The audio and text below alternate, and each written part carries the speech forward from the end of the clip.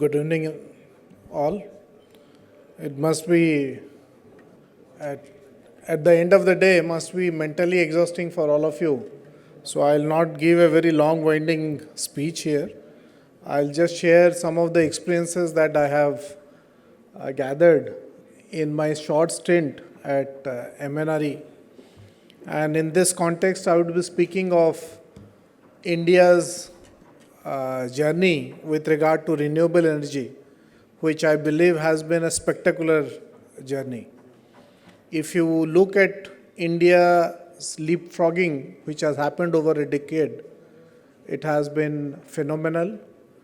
And in terms of lessons on policy initiatives, lessons on utilizing trade instruments to further national goals, and in terms of bringing the stakeholders together to pursue a single-minded national objective, I think in all of these areas, India's journey has been spectacular.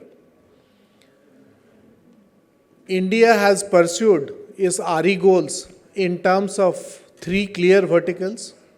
One is in increasing deployment of RE. The second one is in developing Atmanirbharta in RE. And the third one is in ensuring higher citizen adoption in RE. So in all of these three initiatives or these three verticals, there have been combination of policies as well as incentives to further these objectives. In terms of deployment, from a mere 2.3 gigawatt in 2014, we now have about 134 gigawatt of solar module installation. In terms of wind, we have gone up from about 26 gigawatt installation in 2014 to nearly 55 gigawatt today. And in overall RE, from a strength of about 76 gigawatt in 2014, we have gone up to 257 gigawatt until now in terms of installation. And this covers about 54%, 53% of India's total energy installation. Our ambition is to go to 500 gigawatt. And for this deployment, there are a number of projects in the pipeline, and we are well on track to achieve this. To expand deployment, MNRE started off with, many of you who are associated with the ministry might be remembering, generation-based incentive scheme, which we started sometime in 2010-11, and which ensured that a bit of solar panel installation happens in different parts of the country. Subsequently, it was also adopted in case of promoting wind energy. And the real leapfrogging happened from 2014 onwards, when a series of policy measures were brought into action. One was in terms of the ALMM for modules, subsequently ALMM for cells, and in course of time we are also going to come up with ALMM for wafers. These are standards and specifications which encourage domestic manufactured goods, and deployment of these in different schemes like PM Suryaghar or PM Kusum or CPSU schemes. Similarly, there was a bit of a gap between the buyers, which are the DISCOMs, and the developers. So this gap was bridged through creation of Solar Energy Corporation of India, which went on through a process of transparent bidding mechanism to identify the least cost developer. And the least cost developer was assured timely payment through creation of a payment security mechanism, which was enabled through government policies, through government funding. So this bridged a trust deficit which was existing between the DISCOMs, which were struggling financially, and between the developers who didn't know whether they'll get their payments on time or not. So this bridging of trust deficit between the buyer and the seller actually happened through creation of this intermediary, and over a period of time we expanded these intermediaries to have NTPC, NHPC, SJVN also on board as renewable energy implementation agencies. Through a lot of schemes like CPSU scheme, VGF scheme, the deployment was also hastened, and we ensured that solar deployment at utility scale evolves at a much faster pace. And because of these kind of policy measures by central government, there was a lot of lessons for the state government as well. And we saw that over a period of time, some of these advanced states, especially Gujarat, Maharashtra, Karnataka, took the initiative to also deploy solar and wind through state level bids as well. So of late, we have seen many states coming on board, and many states are taking this initiative for increasing deployment of solar and wind in their respective areas. We have also seen that battery costs have declined by about 89% in last decade and about 39% in last 1 year only. This has also furthered the possibility of providing stable power to the grid. Because of the intermittency and variability of RE, the stability of grid was always an issue. But with battery energy storage system, the cost declining so rapidly, this has facilitated larger deployment of RE, and in course of time, this will become one of the primary mechanisms of injecting to the grid.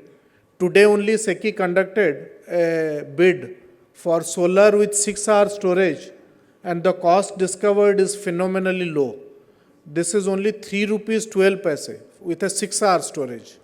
So until now, this is the lowest cost price discovery in the world. And with this, our confidence in deploying solar on a much larger scale and without disturbing the grid goes up exponentially higher. Coming to manufacturing, when you have a target of 500 gigawatt of RE power by 2030 and 1800 gigawatt by 2047, then you can't really expect to be a country which is import dependent. So in this context, we also initiated this process of Atmanirbharta in manufacturing, and a PLI scheme was launched sometime in 2021, and this has resulted PLI scheme along with schemes like ALMM with VGF also encouraged domestic manufacturing.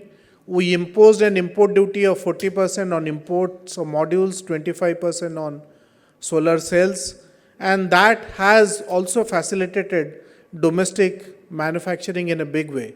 So incentives in the form of PLIs as well as using policy instruments like basic custom duty, like ALMM has furthered manufacturing, and today we have 122 gigawatt of solar module manufacturing facility in the country and 27 gigawatt of cell manufacturing, which is likely to go up to 65 gigawatt by June of this year. And we are also working with the industry to ensure that ingot and wafer manufacturing facility comes up fast.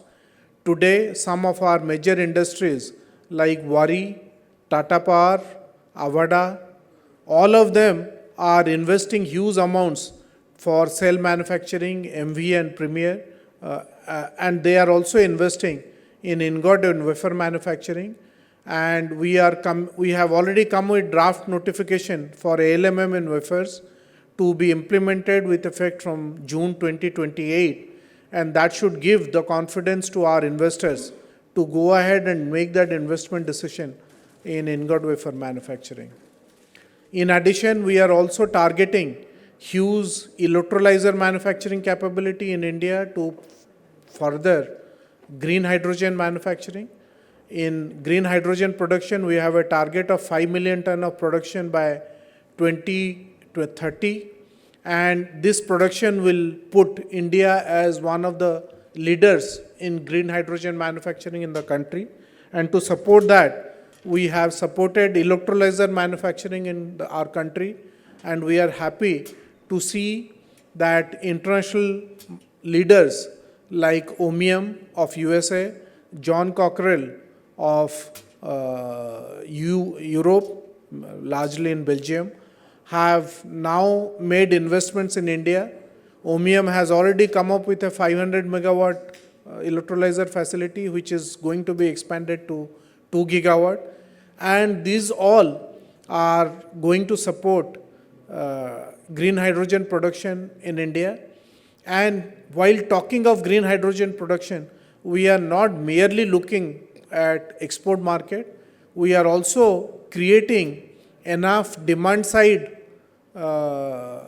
demand for green hydrogen through supply to our own oil refineries, our own fertilizer plants, and use of it in the transportation, mobility and shipping segment.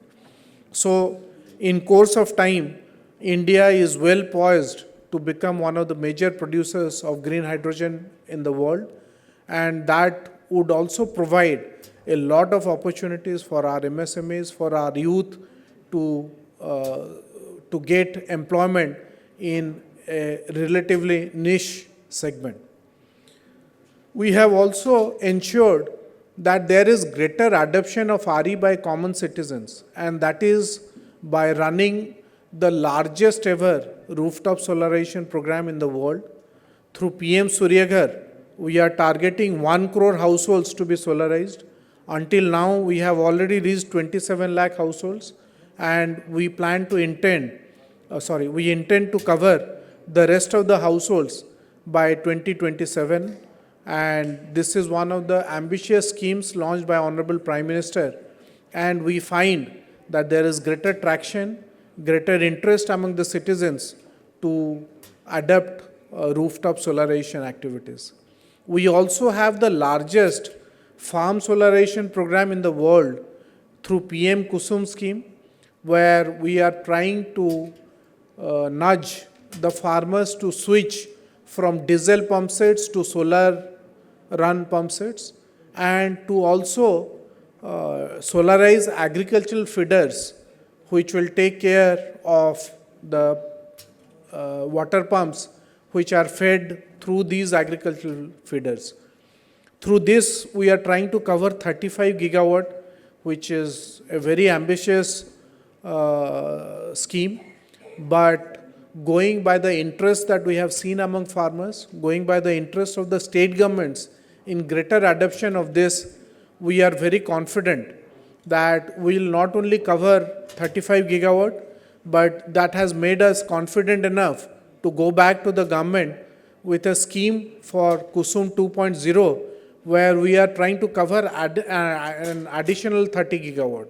So if you look at a totality, we are trying to reach about 65 gigawatt of farm solarization through use of these kind of schemes.